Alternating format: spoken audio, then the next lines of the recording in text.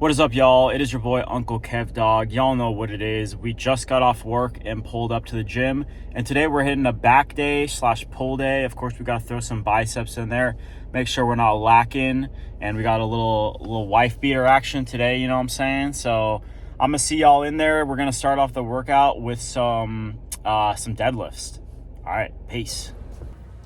All right, what is up, y'all? And just like that, we got deja vu, and we are back in the gym for another freaking push day, pull day, gorilla ape press day, whatever you want to call it. We are kicking off this workout with, again, hex bar deadlifts. I'm starting to really like this. The first week we did 185 for 12, 12, 10, 10, 4 sets total with that rep scheme.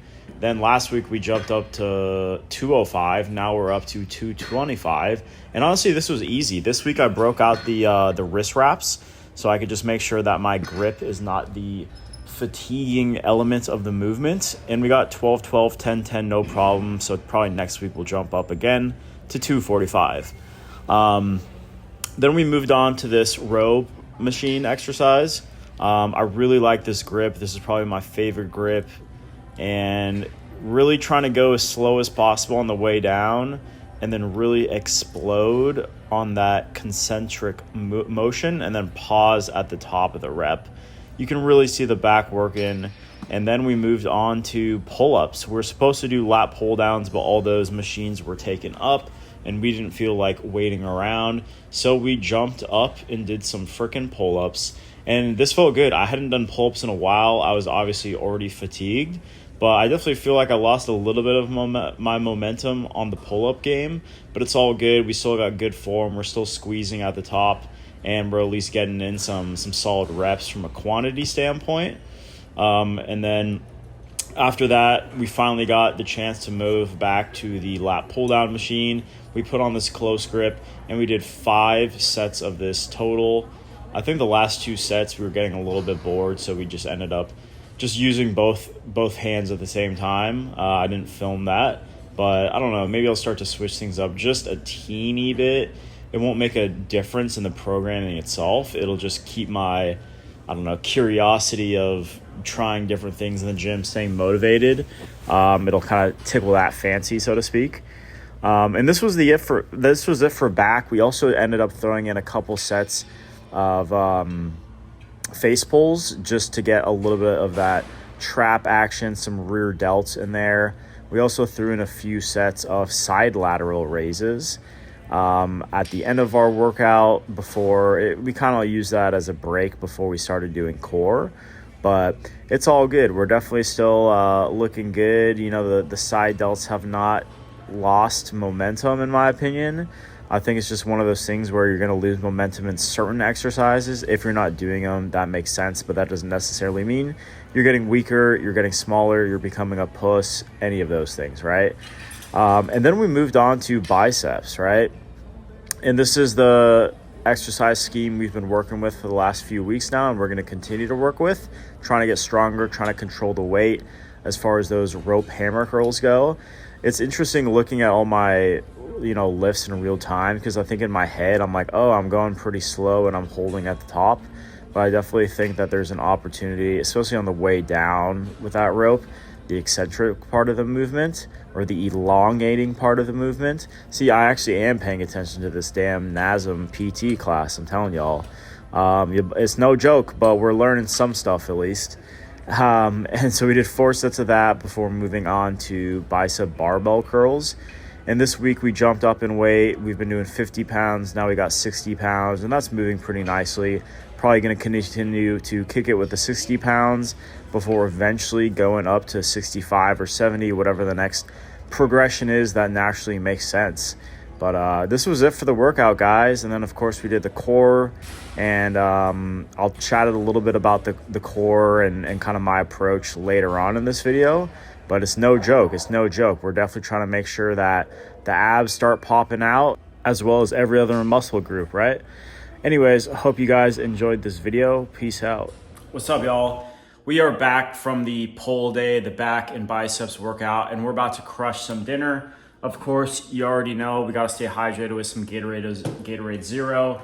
And then this is kind of like a weird dinner. I just kind of like piecemeal together a bunch of stuff because I didn't have any like ground beef. But we got some sauteed shrimp on there with some garlic and some red pepper, some hot red pepper flakes. We got banana, avocado, and some peanuts.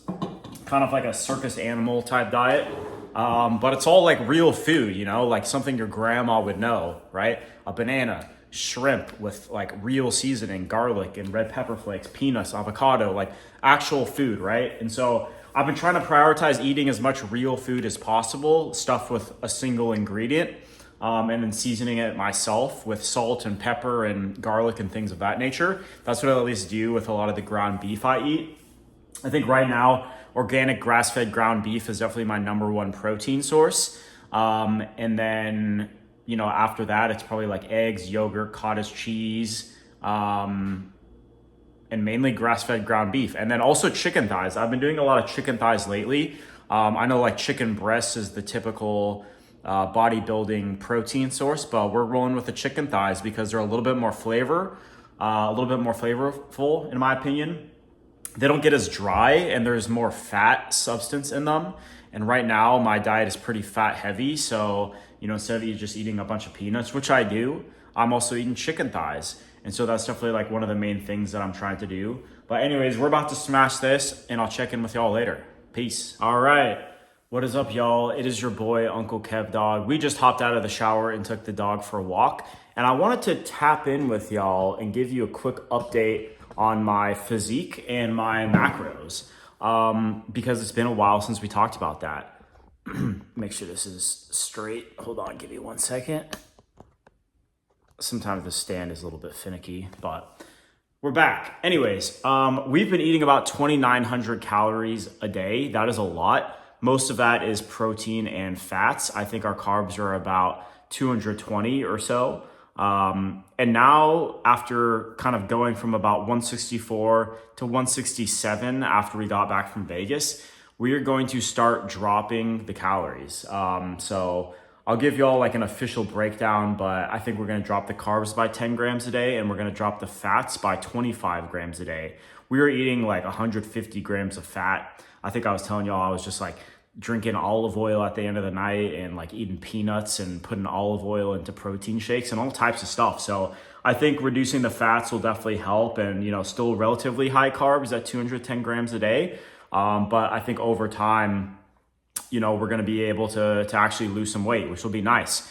I think what I didn't realize is that there was almost like a calibration process. It's not like, okay, after week number 1, after working with a coach who knows nothing about your body, like you're going to see the weight start to come off. It's going to be, it's more of like a process where you have to dial in the calibration of who Kevin is, how his body works, what he's eating, what he's not eating. And then over time, make small adjustments so that in the long run, you're able to achieve your goals.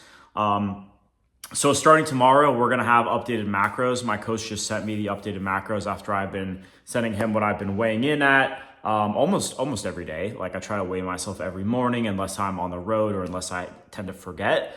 But, you know, that's going to be a good change, I think, right? So far, I'm still getting used to the weight. I'm still getting used to the actual workouts themselves, and all my lifts have gone up. If you guys, you know, obviously have seen this video, you know that the first deadlifts we did, we were doing 12, 12, 10, 10 as far as the rep scheme and set scheme with 185, right? Now I did that with 225s and it was easy. So I think next week we're going to jump up to 245. And so if we can continue this momentum with trying to get stronger with this program while dropping the carbs, while dropping the fats, keeping the proteins high, I think we're going to look pretty good. I think in a few months, we're going to look pretty freaking good. And that's the plan, right? Obviously, like I'm here to be a role model. I'm here to be the best version of myself. I'm here to make sure that, and we got Kodak kind of moving around. We're here to make shit happen, you know? So I think this is a step in the right direction. I'm excited about it, and we're just going to continue to get dialed in.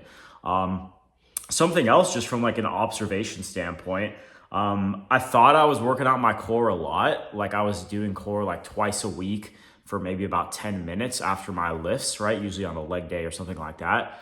but I was not going hard enough. And I think especially as I'm dropping weight, I gotta make sure I'm hitting my core hard as heck, because once that fat comes off, I wanna make sure that my abs can actually pop out a little bit. And so this workout, honestly, like the workouts I'm getting used to, but the core workout, I'm still ramping up to it. One of these days, I promise I'll show you it, but it's 3 days a week.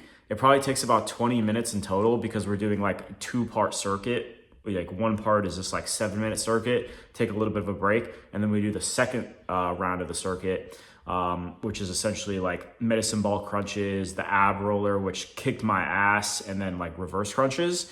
And then on top of that, we're doing our dead bugs when we warm up most days that we're lifting. We're doing other like, the arm touches and stuff like that. We're doing the kettlebell pull throughs with about 30 pounds. That's what we did today, in addition to the full core 20-minute workout. So I think the core is going to look right. I mean, it's always hard to tell when you have that amount of fat over it, but overall, I think we're going to be looking good. So hopefully you guys enjoy this little checkup. One of these days, I'll probably do another physique check just because I feel like we're still almost at like where we started. But once the fat starts coming off, we'll probably do a physique check, or we'll just do one now. I don't know. You'll have to stay posted. All right. If you made it to this point in the video, you're a freaking real one. Appreciate you, and we'll see KevDawg another day. Peace.